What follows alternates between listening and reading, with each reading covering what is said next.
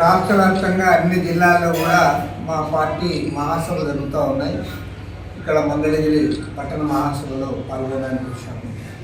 అన్ని జిల్లాల్లో మహాసభలు పూర్తయిన తర్వాత ఆగస్టు 23, 24, 25 తేదీల్లో సిపిఐ రాష్ట్ర 28వ మహాసభలు ఒంగోలు నగరంలో జరుపుకోబోతా ఉన్నాం.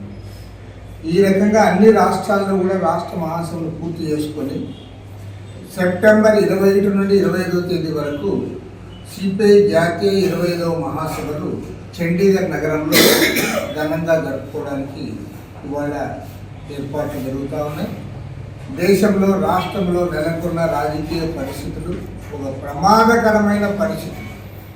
కేంద్రంలో ఆర్ఎస్ఎస్ ఆధ్వర్యంలోని బీజేపీ ప్రభుత్వం పేరుకి ఎన్డీఏ ప్రభుత్వమే తప్ప అందులో తెలుగుదేశం ఏమీ లేదు, జేడీయూది ఏమీ లేదు.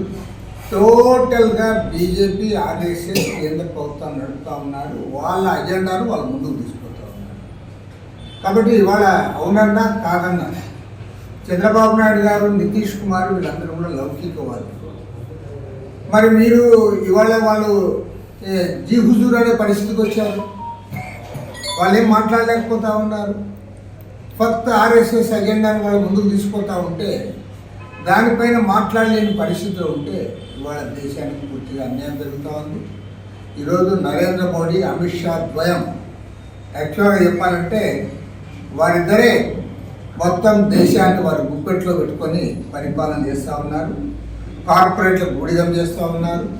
కార్పొరేట్ల ఆస్తులను విపరీతంగా పెంచుతూ ఉన్నారు.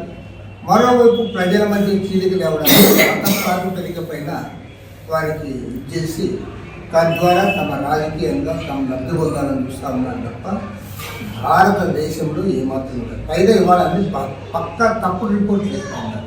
నేను సూటిగా ఒకటి అడుగుతా ఉన్నాను. భారతదేశంలో ప్రపంచ బ్యాంకు వారి ప్రకారం అంత పేదరికం తగ్గిపోయింది.